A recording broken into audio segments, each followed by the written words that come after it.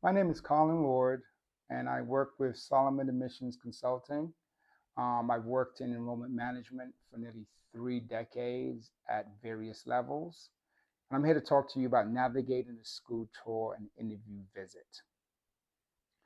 The goals of the visit are one, for the school to learn more about who you are and get an opportunity to interface with you in a one-on-one situation, which will probably be the only time someone from the admissions office does that during the process.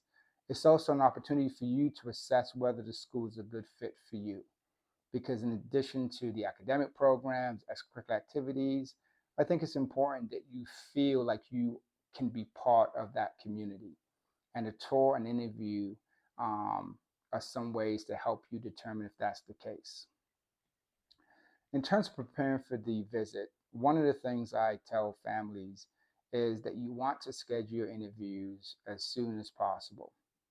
Reason being, many schools, arguably most boarding schools, have seen an increase in applications on a yearly basis, but the number of interview spots have not kept up with that increase. So you don't want to be in a situation where you're waitlisted for an interview or you don't get the opportunity to visit or interview at all. In addition to that, I tell families that it's imperative that they do their research. Students should definitely visit the websites of the schools they're going to visit and review from basic information like the number of students, the location of the school, so on and so forth, to the academic offerings, any special academic programs they may have. And of course, you want to check to see what the extracurricular activities are and whether or not things that you are interested in are available in that community. I tell students that when you do your research, it makes the entire visit much more productive because you know exactly what you need to ask, you know exactly what you need to look for, and it also provides you the opportunity to develop good questions for the interviewer because every interviewer will give you the opportunity to ask questions. And this goes back to what I said before about you assessing whether the school is a good fit for you. When you do your research, it allows you to develop good questions for the interviewer. In terms of the day of the interview, you definitely want to make sure that you get there on time. You definitely do not want to be late. The tour guides are usually students who volunteer their time and they use their free period to do the tour. So you were talking about maybe 45 to 55 minutes usually that they have available to do the tour. So even if you're just 15 minutes late, it's definitely going to make it a lot more difficult for the tour guide and the admissions office in general to provide you with the type of experience that they want you to have. If you get to campus, let's say an hour early, I do not suggest that you walk into the admissions office an hour early because that makes things awkward. It's kind of like showing up early for a party. But you can use that time productively by driving around the community around the campus so you can get a sense as to what type of community the school is in. If you have enough time, you might even want to pop into a coffee shop or to a restaurant, grab a bite, and just see how what the atmosphere is, since your student will be part of that community for some time. I recommend that you walk into the admissions office about 15 minutes before your interview. And when you do that, I also recommend that the student take the lead.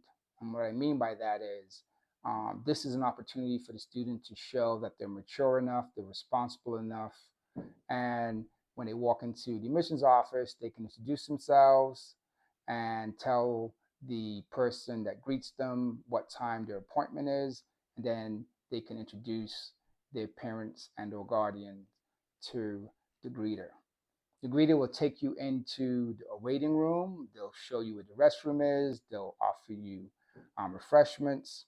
But while you wait to start your tour, I recommend that students not pull out their smartphones but rather take the opportunity to review any literature that might be on the tables in the waiting room.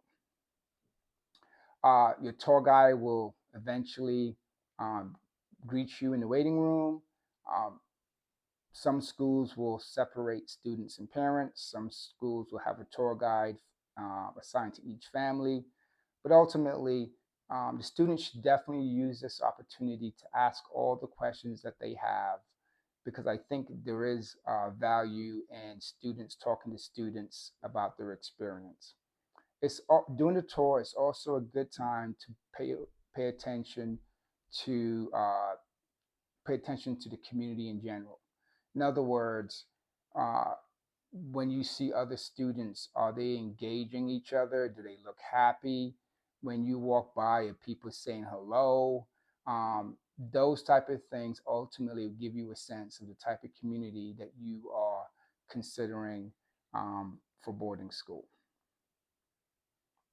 Um, in terms of attire, I tell students all the time that there is no right or wrong dress code, so to speak.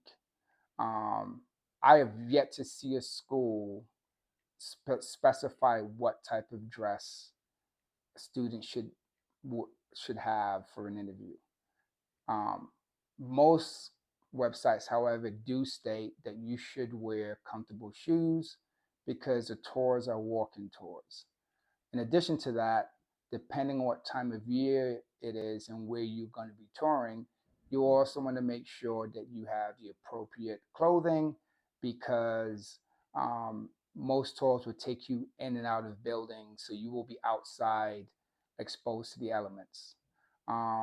Ultimately, students should wear what makes them comfortable and confident, whether it be a three-piece suit or a hooded sweatshirt. What makes you comfortable should be the determining factor. In terms of the interview itself, most schools will interview the student first. Then, after that is completed, the interview will take the student back to the waiting room, collect the parents or guardians, and then they will debrief for the parent or guardian. From the student perspective, something that you should know and keep in mind is that this is not a job interview. This is an interview for a student applying for boarding school, and the interview is developmentally appropriate. In other words, um, there are no questions to trip you up. No one's trying to make you look silly. All they're trying to do is get a better idea of who you are, the things that you're passionate about, whether you have intellectual curiosity and you really love learning, and whether you are someone of character, ultimately would be a good community member at that school. You always want to make sure that you are aware of your body language. So you want to make sure that you're making good eye contact, you're speaking loud enough and clear enough for the interviewer to understand. And you also want to be aware of any fidgeting. You don't want to do things like cross your arms across your chest. Um, and I think if you have those things covered, you should pretty much have a successful interview. You want to make sure you keep the tone of the interview positive. So we don't want to needlessly disparage other people or other things. When asked questions, try to consider the why. In other words, if I ask you about your extracurricular activities or about your favorite subject in school, um, it's nice for you to give me some basic information, but the interviewer wants to know what makes you tick. And so tell them why you play that sport or why you play that musical instrument, why you've put so much time into your extracurricular activities. Those things would be very insightful for the interviewer in terms of your responses. As I mentioned before, don't forget uh, that you have the opportunity to ask questions. Uh, you most definitely can write questions down beforehand for the interviewer, and you can go one step further and ask the interviewer if it's okay for you to write down their responses. And again, if you're doing lots of different school visits in a short period of time, it's remarkable how all the information can start meshing together. So writing things down definitely makes sense. In terms of parents, as I mentioned before, the interviewer will debrief with you after meeting with the student. Some things that you should consider is I recommend that you avoid asking questions about outcomes. In other words, where do people go to college, so on and so forth, for several reasons. One, you can get that information elsewhere. And two, um, schools are looking for families who want to be supportive of their students. They are looking for families who want to partner with the school to assure student success. And they're looking for families who embrace the journey.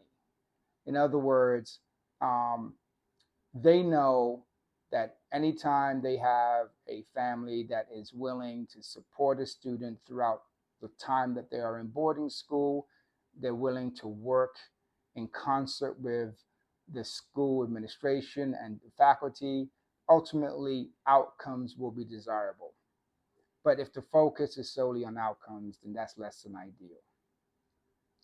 Um, After you get home, I recommend that you pull out your notes from your visits and you evaluate the pros and cons of each school, how you felt leaving each school. And you also want to use that business card that the interviewer gave you, because they all will, and send a quick thank you note to each interviewer.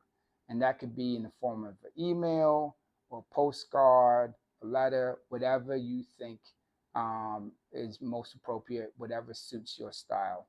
I hope this has been helpful. Best of luck with your travels.